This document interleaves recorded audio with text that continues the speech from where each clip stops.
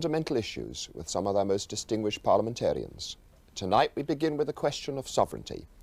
And with me, the former leader of the Conservative Party, the Right Honourable Edward Heath, and the Secretary of State for Employment, Right Honourable Michael Foot. Gentlemen, can we try and define what we're talking about when we talk about sovereignty and what we are losing when we talk about a loss of sovereignty in the common market? Michael Foot, what is sovereignty? Well, there are lots of different definitions that can be given about it, and I don't think it's any sense for us on this programme to waste our time on semantics and going through the vocabulary. I believe that what it's about, what sovereignty is about, is the power of the British people the right of the British people to govern themselves.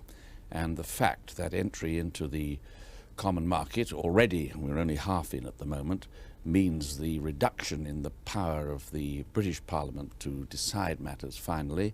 And as we get deeper into the market, if we do, then that power of the British Parliament would be reduced all the more. So that's what I think it's about. It's the power of the British Parliament to govern the affairs of this country, a power of people to elect their own rulers, the people who impose their own taxes, to impose the major decisions of the country. That's what it's about. It's the power of the elected Parliament. Do you accept that definition, Mr. Heath? I don't entirely, but before we come to that, I just want to make a general point that the European policy or membership of the community has many different aspects, of which sovereignty is only one. I don't think that our viewers ought to get the impression that because you've asked us to concentrate on sovereignty, that we believe that this is the be-all or the end-all of the argument about the community. And it is connected with sovereignty because the question I asked myself right at the beginning of this discussion 25 years ago was, what is the purpose of the community? Now, I believe the purpose of the community is to look after the peace and the security and the prosperity of its member countries. This was why it was brought into being. It was a political act which was brought about by economic means. And so my approach then is, well, if this is a good thing in itself, if it is good for Britain, then what is the relationship of sovereignty to that? Now, I now come to what you've asked for, which is a question of a definition of sovereignty. Again, I don't, like Michael Foot, I don't want to go into the technicalities about this. For me, sovereignty is the power of a nation to look after what it regards as its best interests and the interests of its individual citizens. And I don't believe that sovereignty is something which you hoard like a miser and cover up in sacking and put in the cellar and go down with a candle and look at it from time to time to see it's still there. Sovereignty is something to be used. And I believe that we are justified in using it, in looking after British interests in the community and the interests of our citizens. Well, it's notable in what Mr. Heath has said that he hasn't mentioned the idea of democracy at all. His remarks don't refer to it. And my remarks, however, are centre upon the question of democracy. And of course, that's one of the reasons why I think it's so unwise for this country to ever to have gone in the first place, but to stay in the market now. Because the institutions of the market, to take it from the point where Mr. Heath raised it, the institutions of the market, by our definition in this country, are not democratic institutions at all.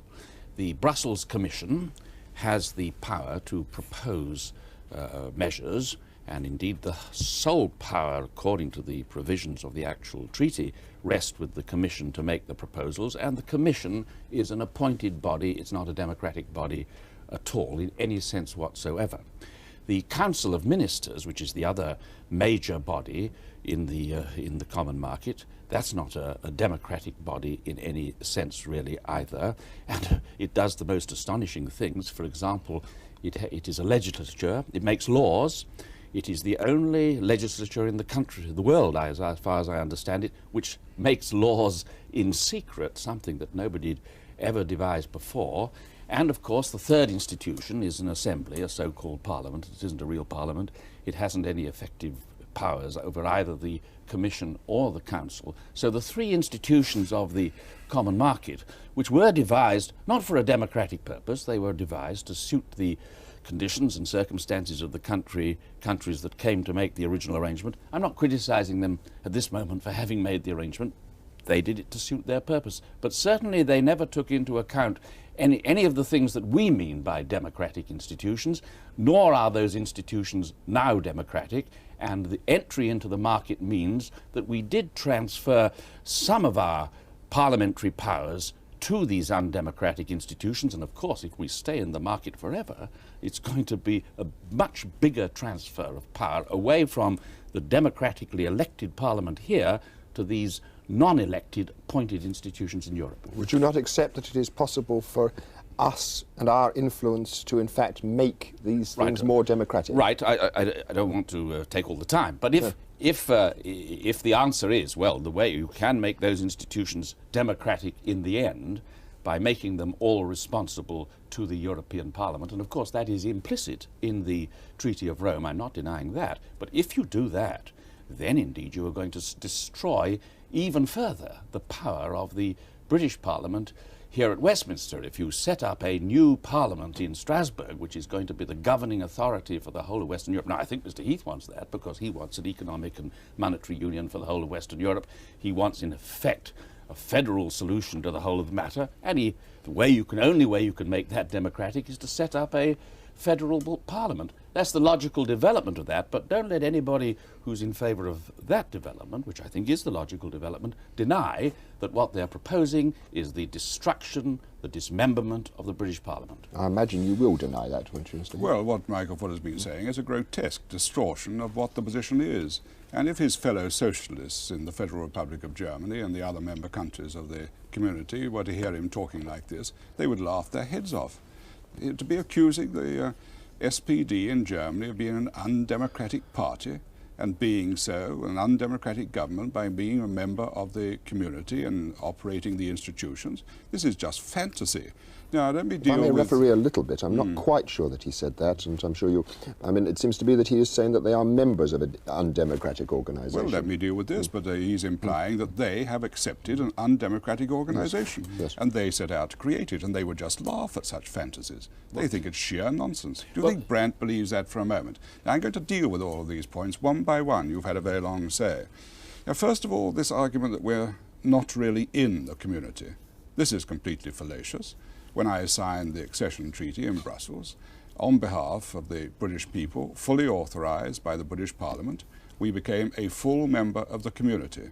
The fact that in particular spheres like agriculture we have a transitional arrangement doesn't in any way alter the fact that we are a full member of the community.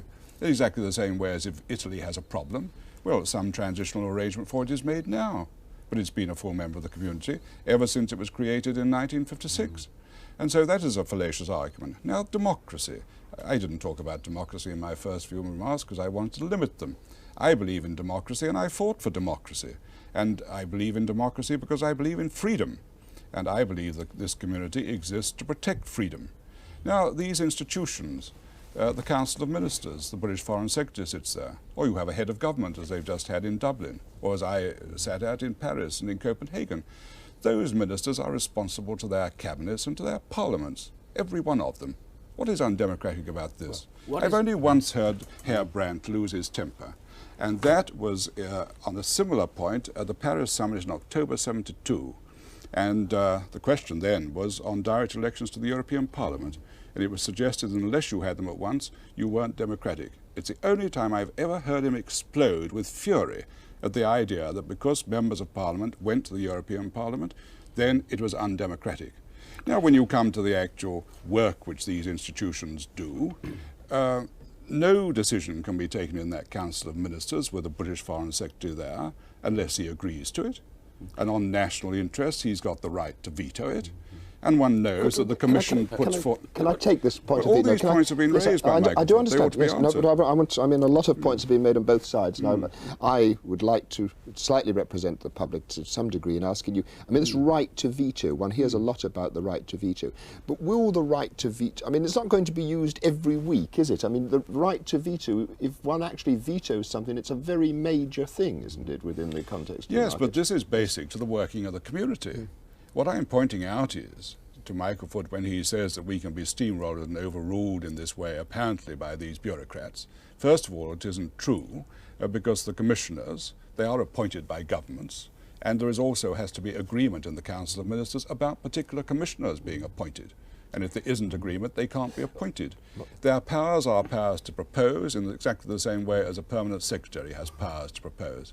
And no decision is taken unless the Council of Ministers agree. Of course, I believe in going into this organisation constructively and imaginatively, so I don't go in with a veto mind. But I'm just pointing out to those who object to it that you've got the power of veto if you insist on using it. Now, I know Mr. Foote is steaming to come in, but if I can just clear up one other point.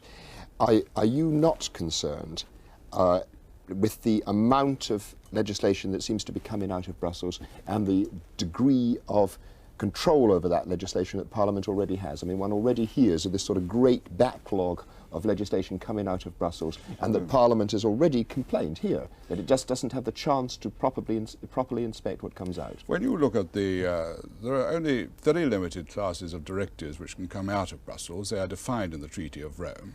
You look at the number of statutory instruments which are passed by departments in this country. Michael Foote knows perfectly well from his experience, just as I know as Prime Minister. They pour into Parliament. Parliament doesn't examine them. Just looked at a minority of them because we know in practical experience it just isn't possible. But exactly the same way as we're told that Brussels has this enormous bureaucracy, there are more civil servants in Edinburgh looking after Scotland. What is the population of Scotland? 7.5 million people? More civil servants there than there are in Brussels, responsible for an administration for 250 million people. Now this is just scaremongering to talk about this great bureaucracy. Michael Foote. Now let's just take first of all these statutory instruments that Mr. Heath talks about. I must say his signing of the treaty looks even more outrageous than I thought it was originally, if that's what he thinks happens. British statutory instruments are laid by a minister to Parliament, and Parliament can revoke them if it wants to. It can decide whether it's going to accept them. Then if it doesn't like them after a period, it can throw them out. It's not the situation with the statutory instruments that come from the Brussels Commission, governing whole matters, ranges of matters, food and other things. Those statutory instruments, the British Parliament will have no power to revoke them. So I'm afraid on that point you've absolutely proved my case, and I'm astonished that a Prime Minister who is responsible for taking us into the market should compare the instruments which come from the Commission, or the accepted eventually some of them by the Council of Ministers, should compare them with the statutory instruments in the British Parliament which remain within the control of the British Parliament. Now these things do not remain in it. Now I said at the beginning, I didn't say that the SPD was an undemocratic party or that they were not interested in democracy at all. I understand their views and respect them, their views, Mr. Willy Brandt and others. What I said was, and I think this is a further illustration of it, that these institutions themselves are undemocratic. Now, people in Europe don't deny that, whatever Mr. Heath may say. I'll quote to him, for example, what is said by Dr. Siko Mansholt. He has described how the institutions work, and as Mr. Heath knows very well, he's an extremely distinguished member of the Commission when he was on the Commission. He says, these are his words, not mine. This is how the institutions in Europe work. The Commission proposes, the European Parliament gives opinions, the Council decides, and without more ado, the individual citizen is committed. The Council decides. Yes, all right. The Council decides. Yes, the Council decides. We'll come to the Council in a moment. The ordinary democratic decision-making process, this is Dr. Mansholt, the ordinary democratic decision-making process, as we know it in the individual state, does not yet exist in the community. And believe me, Dr. Mansholt knows more about these matters than Mr. Heath. Now he says, it's all democratic because the Council of Ministers, there's an individual minister. What he's skirted over is that the Council of Ministers has been given a power to which the British government, no British government in history before his ever gave to any other institution, the power to make laws for this country in secret, what's more. That's what the Council of Ministers can do and does do. And